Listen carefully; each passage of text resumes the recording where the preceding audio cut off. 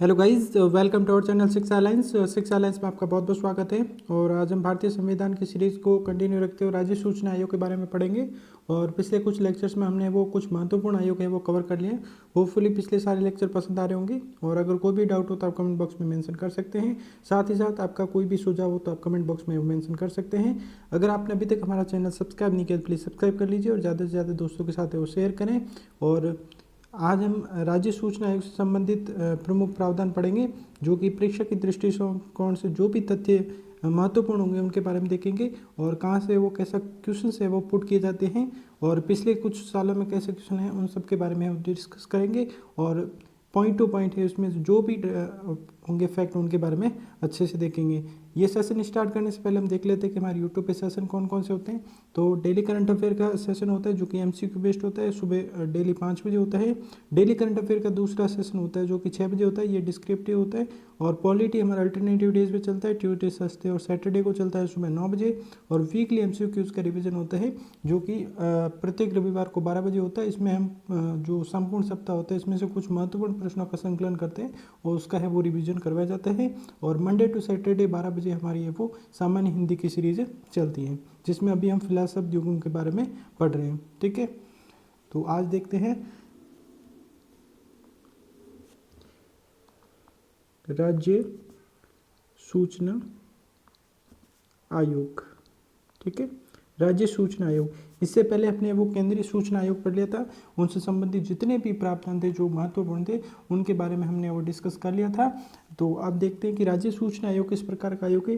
केंद्रीय सूचना आयोग था वो एक प्रकार का गैर संवैधानिक आयोग था, जिसकी स्थापना है वो सूचना अधिकार एक्ट 2005 के तहत की गई थी। तो इसको भी है वो बात करें तो ये भी एक प्रकार का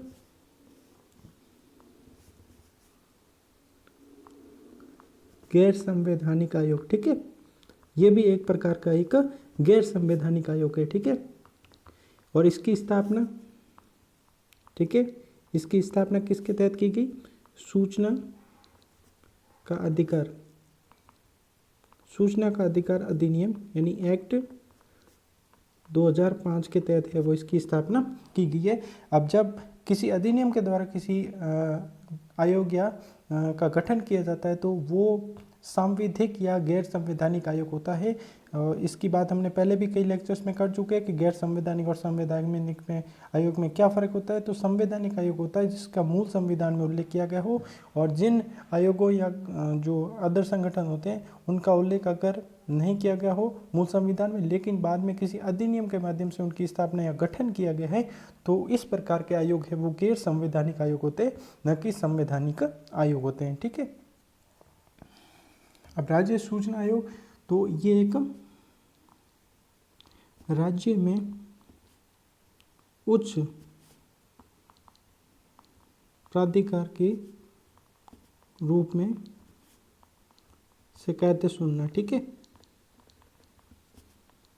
तो यहाँ पे जैसे केंद्रीय स्तर पर है वो केंद्रीय सूचना आयोग का काम करना है, तो राज्य स्तर पर है, राज्य में जो उच्च प्राधिकार के रूप में अगर बात की जाए जो निकाय है वो राज्य सूचना आयोग है। ठीक है, अब यहाँ पे किसकी अपील की जा सकती है? तो ये हमने कल जो पढ़ा था केंद्रीय स्तर पर, तो वहाँ पे था कि केंद्र और केंद्र शासित प्रदेशों से संबंधित, तो यहाँ पे होगा, ठीक है, राज्य सरकार के, राज्य सरकार के अधीन कार्यालय। ठीक है, जो राज्य सरकार के अधीन कार्यालय, वित्तीय संस्थान, वित्तीय संस्थान व सार्वजनिक उपक्रम,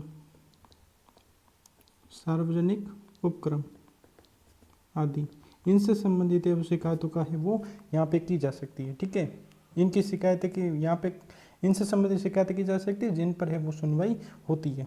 ठीक है, तो ये हमने कहाँ कहाँ किससे संबंधित शिकायत की जाती है उसके बारे में देखा। अब हम देखते हैं कि इसकी है वो संरचना कैसी है। ठीक है, संरचना यानी इसमें कितने सदस्य हो सकते हैं और उन सदस्यों की वो नियुक्ति कैसे की जाती है। ठीक है, तो इसमें भी यही चीज़ लिखी हुई, एक मुख्य सूचना आयुक्त, एक मुख्य सूचना आयुक्त प्लस अन्य आयुक्त, अन्य सूचना आयुक्त। ठीक है, अब यहाँ पे ये चीज़ तो बता दी गई, लेकिन इसमें एक परंतु की और जोड़ दिया गया। ठीक है, जो केंद्रीय सूचना आयोग में भी था, सदस्यों की संख्या, सदस्यों की संख्या वो 10 से ज़्यादा नहीं होनी चाहिए, सदस्यों की संख्या 10 से ज़्यादा ना हो। ठीक है, ये चीज़ का ध्यान में रखना है कि सदस्य बनेंगे अध्यक्ष के समय तक उनकी संख्या 10 से ज़्यादा नहीं हो सकती है। अब ठीक है, अब नियुक्ति किसके द्वारा की जाती है? ठीक है, नियुक्ति राज्यपाल द्वारा। ठीक है, और राज्यपाल पर नियुक्ति एक समिति गठित की जाती है और समिति के सिफारिश पर है वो गठित की जाती है, जिसकी अध्यक्षता मुख्यमंत्री द्वारा की जाती है। तो जो सिफारिश समिति, अब सिफारिश समिति में कौन होते हैं इसको एक बार देख लेते हैं। तो इसमें सबसे प्रमुख होगा वो होगा मुख्यमंत्री। ठीक है, मुख्यमंत्री सबसे प्रमुख। ठीक है, अब दूसरे नंबर पे बात की जाए, विधानसभा में विपक्ष का नेता, दूसरा ये। अब तीसरा जिसमें होगा कैबिनेट मंत्री। जो यहाँ पे इस कैबिनेट मंत्री की एक चीज़ ध्यान रखनी है कि ये कैबिनेट मंत्री है वो मुख्यमंत्री द्वारा ही मनोनीत किया जाएगा, यानी मुख्यमंत्री द्वारा मनोनीत कैबिनेट मंत्री ही इसका समिति का है सदस्य होगा। ठीक है, तो ये चीज़ है। पहला इसमें 3 जने होंगे, पहला होगा मुख्यमंत्री, दूसरा विधानसभा में विपक्ष का नेता और तीसरा कैबिनेट मंत्री, और जिसकी वो मनोनयन है वो मुख्यमंत्री की तरफ से वो किया गया है। ठीक है, अब यहाँ पे इनकी योग्यता से संबंधित कोई ज़्यादा उल्लेख नहीं है, लेकिन इसमें एक ये चीज़ कही गई, सार्वजनिक जीवन का अनुभव, सार्वजनिक जीवन का अनुभव, एक तो ये बात की गई। ठीक है, अब इसमें कुछ चीज़ें और की गई जैसे सामाजिक सेवा।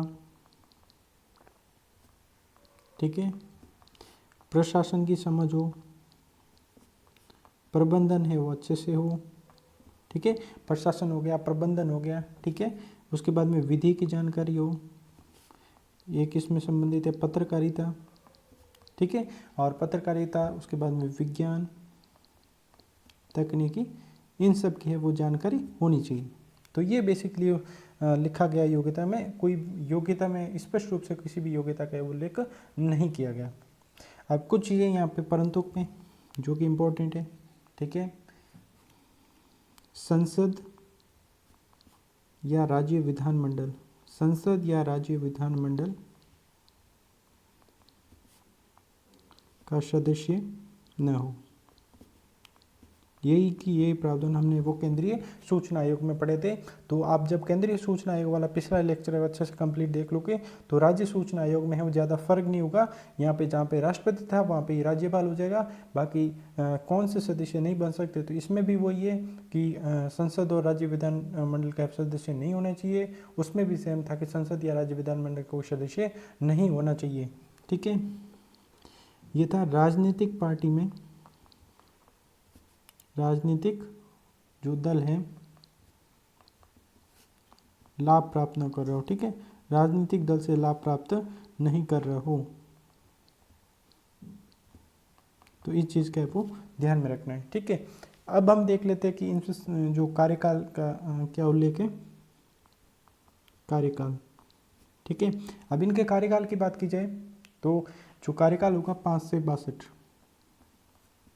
अब यहाँ से आपको है वो कंपैरेटिव स्टडी करनी है कि केंद्रीय सूचना आयोग में कितनी कार्यकाल है और राज्य सूचना आयोग में कार्यकाल कितना उल्लेख किया गया, ये चीज़ है वो ध्यान में रखनी है। ठीक है, तो इनका हो गया 5 वर्ष और अधिकतम है 62 वर्ष। ठीक है, अब जो भी दोनों में से जो पहले होगी उसी हिसाब से मान लो जब 62 वर्ष आयु इनकी हो गई और कार्यकाल 4 वर्ष के हुआ, लेकिन फिर भी उनको है वो रिटायरमेंट होना पड़ेगा क्योंकि जो अधिकतम आयु सीमा है वो 62 वर्ष है। ठीक है, अब बात की जाए पुनर्नियुक्ति।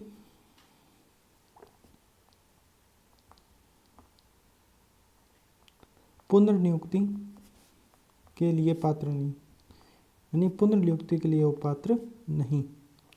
तो इस चीज़ का वो ध्यान में रखना, ये मोस्ट इंपॉर्टेंट चीज़ है। ठीक है, पुनर्नियुक्ति के लिए वो पात्र नहीं होंगे। ठीक है, क्योंकि यहाँ से क्वेश्चन बना सकता है, कभी कभार हम ये सोचते हैं कि ये पुनर्नियुक्ति के पात्र हो सकता है लेकिन होते नहीं हैं। अब इनको है वो पद से हटाने के आधार, पद से हटाने के आधार कि किन किन आधारों पर इनको है वो पद से हटाया जा सकता है। तो पहली बात दिवालिया, बिल्कुल सेम टू सेम है केंद्रीय सूचना आयोग की तरह, अगर वो चीज़ समझ में आ गई तो यहाँ पे ज़्यादा दिक्कत नहीं होगी। दूसरा नैतिक चरित्रहीनता, नैतिक चरित्रहीनता, ठीक है। और तीसरे की बात की जाए अन्य लाभ प्राप्त करना, अन्य लाभ प्राप्त करना, ठीक है, कोई अन्य लाभ है वो प्राप्त कर रहा है तो उसके, ठीक है। अब फोर्थ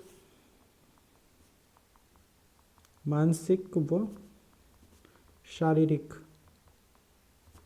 रूप से असक्षम, शारीरिक रूप से असक्षम होना, ठीक है, ये बात होगी। अब बात करते हैं फिफ्थ की। तो फिफ्थ में ये जैसे मान लो कोई लाभ प्राप्त कर रहा हो, लाभ प्राप्त करने पर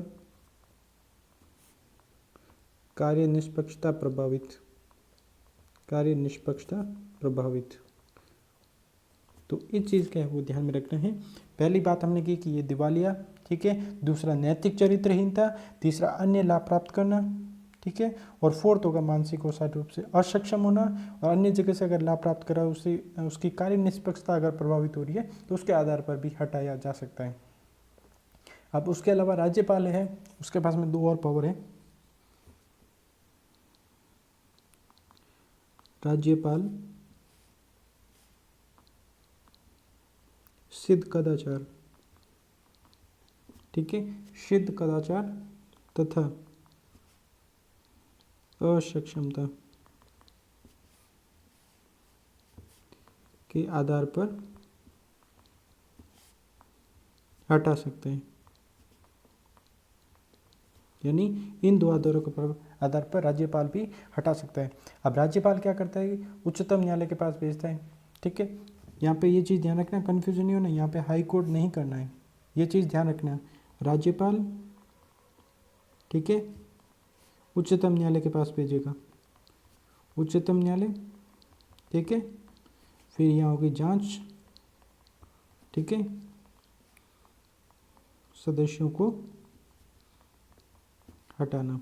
तो ये प्रोसेस चलता है। यहाँ पे आपको ये गलती नहीं करनी कि आप जैसे केंद्रीय सूचना आयोग है वहाँ पे राष्ट्रपति उच्चतम न्यायालय से ये जांच के लिए आदेश देता है, लेकिन राज्यपाल जैसे अपन राज्य सूचना आयोग पढ़ेंगे तो इस टाइम ये सोचेंगे कि अगर ये राज्य में तो हम उच्चतम न्यायालय क्यों जाएंगे, उच्च न्यायालय जाएंगे, लेकिन नहीं, उच्च न्यायालय नहीं बल्कि उच्चतम न्यायालय ही जाना पड़ता है, यही प्रोसेस होता है। उसके आधार पर अगर जाँच की जाती है उच्चतम न्यायालय द्वारा, उसके बाद राज्यपाल द्वारा सदस्यों का अध्यक्ष को पद से हटा दिया जाता है, ठीक है। अब बात करते हैं वेतन भत्ते, वेतन भत्ते, ठीक है। अब वेतन भत्ते में क्या है, एक बात ये चीज़ ध्यान रखनी है कि किसी भी अगर कोई पद है तो पदावधि के दौरान कोई भी अलाभकारी परिवर्तन नहीं किया जाएगा, इसका उल्लेख सब जगह रहता है, ठीक है। अब मान लेते हैं इनमें जो मुख्य सूचना आयोग के जो वेतन भत्ते हैं,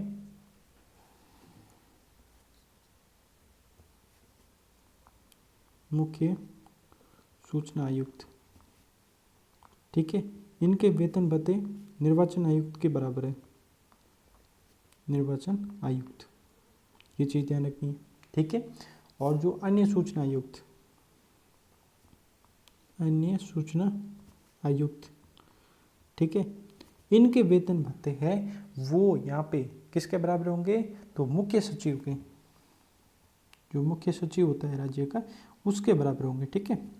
तो यहाँ पे ध्यान रखना मुख्य सूचना आयुक्त है उनके वेतन भत्ते मुख्य निर्वाचन आयुक्त के बराबर होंगे, अन्य सूचना आयुक्त है उनके वेतन भत्ते वो मुख्य सचिव के बराबर होंगे, इस चीज़ का है वो ध्यान में रखना है, ठीक है। अब बात करते हैं कि इनके जो कार्य शक्तियाँ क्या है, ठीक है, कार्य क्या है। तो पहली बात जो हमने वहाँ पे पढ़ा था, शिकायतों का निवारण, शिकायतों का निवारण, ठीक है। अब शिकायतों के निवारण में क्या है, मान लो जन सूचना अधिकारी है, ठीक है, सूचना प्रस्तुत ना करना, सूचना प्रस्तुत न करने पर ठीक है। अब मान लो उसके बाद में जन सूचना अधिकारी की नियुक्ति संबंधी, जन सूचना अधिकारी नियुक्ति संबंधी, इसके बारे में भी अब मान लो जो जानकारी है वो निर्धारित समय में नहीं, निर्धारित समय में जानकारी न मिलना, यानी कि निर्धारित समय में अगर जानकारी नहीं मिलती है तो उसके आधार पर भी इसका काम है वो निराकरण करना हो। ठीक है। लेकिन यहाँ पे एक चीज़ ध्यान रखना, जैसे मैंने केंद्रीय सूचना आयोग में ये बात बताई थी कि कुछ जो सूचनाएं है वो नहीं दी जा सकती, जैसे किसी की निजी संबंधित सूचना हो, दूसरा भारत की राष्ट्र की एकता अखंडता, अगर सुरक्षा से संबंधित हो तो इससे संबंधित कोई भी सूचना है वो साझा नहीं की जाएगी। इस चीज़ का आप ध्यान में रखना है। ऐसा नहीं कि हर किसी की वो सूचना हम ले सकते हैं, वैसा नहीं होगा। ठीक है। अब ये जब काम करता है शिकायतों के निवारण में तो दीवानी अधिकार प्राप्त कर लेता है। दीवानी अधिकार जांच के समय, अब दीवानी अधिकार जांच के समय में यहाँ पे इसका मतलब क्या है कि मान लो किसी व्यक्ति को अपना साक्ष्य या समन देने के लिए कि आप यहाँ पे प्रस्तुत होइए, ठीक है, आप ये दस्तावेज प्रस्तुत कीजिए, ठीक है, और जो गवाह होता है उसके संबंधी जितने भी समन दिए जाते हैं या उसको बुलाया जाता है तो ये एक तरह से दीवानी अधिकार इसको है वो प्राप्त हो जाते हैं। तो उस चीज़ का भी है वो ध्यान में रखना है। ठीक है। अब जाँच करते समय ये रिकॉर्ड की भी जाँच कर सकते हैं, रिकॉर्ड की जाँच करना, तो ये भी ये इनका काम है। ठीक है। रिकॉर्ड की जांच भी कर सकते हैं। उसके बाद में मान लो समय समय पर प्रशिक्षण की व्यवस्था, समय समय पर सूचना, ठीक है, सूचना के अधिकार हेतु प्रशिक्षण की व्यवस्था करना। ठीक है। प्रशिक्षण की व्यवस्था करना, तो ये भी है वो इसके द्वारा की जाता है। ठीक है। इस चीज़ का ध्यान रखना। अब मान लो जन सूचना अधिकारी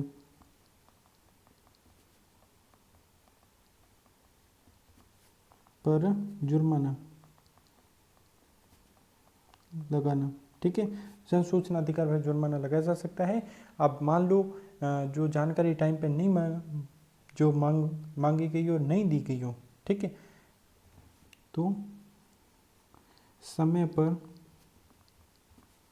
जानकारी न मिलने पर लोक प्राधिकारी,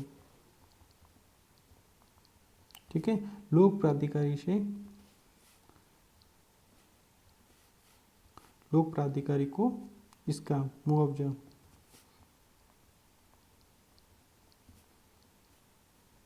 देने का आदेश करना।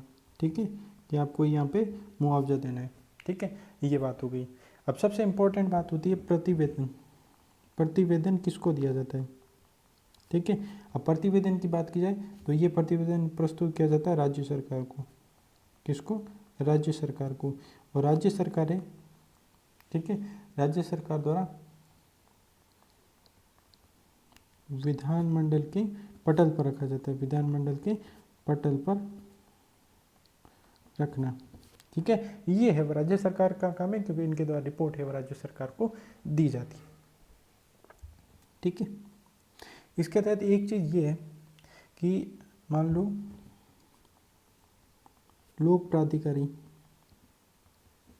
ठीक है, लोक प्राधिकारी अधिनियम का सही से पालन न करने पर कार्यवाही की जा सकती है। ठीक है, कार्यवाही की जा सकती है। तो इस चीज़ का यहाँ पे ध्यान में रखना है।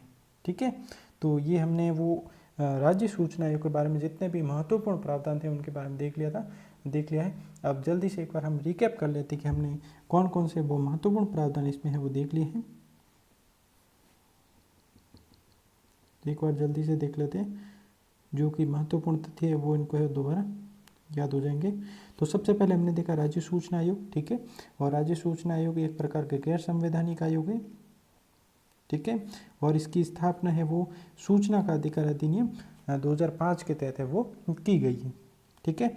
उसके बाद में राज्य में उच्च प्राधिकार के रूप में शिकायत सुनने के लिए एक प्रकार का स्वतंत्र निकाय है, इस चीज़ का भी है वो ध्यान में रखना है। अब राज्य सरकार के अधीन कार्यालय, वित्तीय संस्थान हो गया, सार्वजनिक उपक्रम आदि से संबंधित शिकायतें यहाँ पे सुनी जाती है और उनका निराकरण किया जाता है। अब बात करते हैं इनकी संरचना कैसी है। तो एक मुख्य सूचना आयुक्त प्लस जो अन्य सूचना आयुक्त है वो होते हैं। और जब सदस्यों की संख्या बात की जाए तो 10 से ज़्यादा नहीं हो सकते, सदस्य संख्या 10 से ज़्यादा नहीं हो सकती अध्यक्ष को मिला के, ठीक है। नियुक्ति किसके द्वारा की जाती है, तो नियुक्ति है वो राज्यपाल द्वारा की जाती है।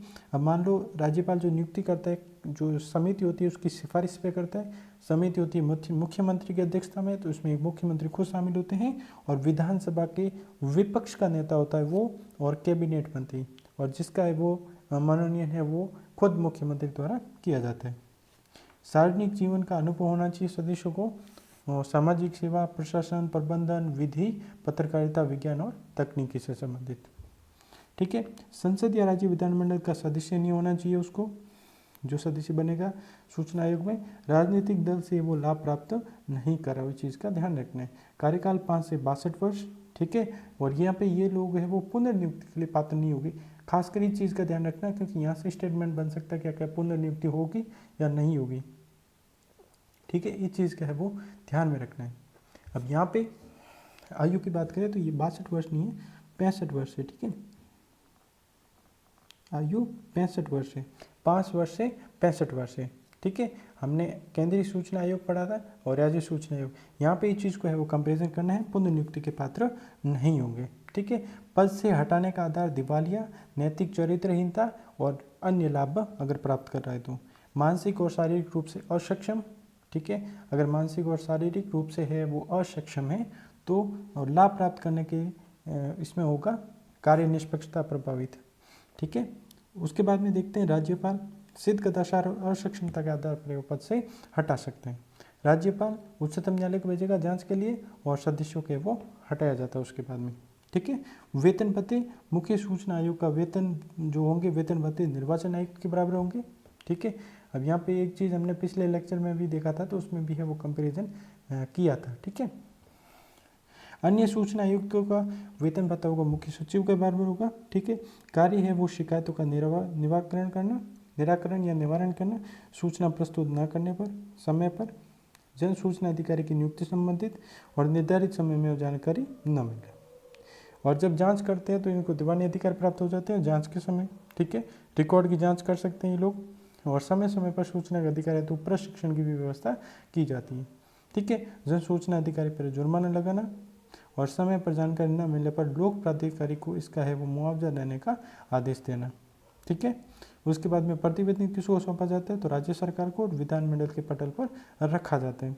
लोक प्राधिकारी अधिनियम को अगर सही से पालन नहीं कर रहा है तो उस पर है वो कार्रवाई की जा सकती है, ठीक है। तो हम देख लेते हैं हमारे जो यूट्यूब सेशन है वो कब कितने बजे होता है। डेली करंट अफेयर चलता है, MCQ बेस्ड वो आता है सेशन सुबह 5 बजे। डेली करंट अफेयर का सेशन होता है जो कि डिस्क्रिप्टिव होता है वो आता है सुबह 6 बजे। पॉलिट हमारा अल्टरनेटिव डेज पर चलता है, ट्यूसडे, थर्सडे और सैटरडे को सुबह 9 बजे, ठीक है। वीकली MCQ रिविजन इसमें होता है कि जितना भी वीक में हमने करंट अफेयर पढ़ा है उसमें से कुछ महत्वपूर्ण प्रश्नों का वो संकलन करके हम रविवार को इसका रिवीजन करवाते हैं, जो कि प्रत्येक रविवार को दोपहर 12 बजे होता है। और मंडे टू सैटरडे हमारा 12 बजे होता है वो सामान्य हिंदी का सेशन होता है जिसमें हम अभी शब्द युगम कर रहे हैं, ठीक है। अगर आपने अभी तक हमारा चैनल सब्सक्राइब नहीं किया तो प्लीज़ सब्सक्राइब कर लीजिए और ज़्यादा से ज़्यादा दोस्तों के साथ शेयर करें। और किसी भी प्रकार का आपके पास अगर सुझाव हो तो आप कमेंट बॉक्स में मेंशन कर सकते हैं। आप हमें इंस्टाग्राम पे फॉलो कर सकते हैं, फेसबुक पेज पे फॉलो कर सकते हैं और टेलीग्राम पे फॉलो कर सकते हैं। Thank you for watching.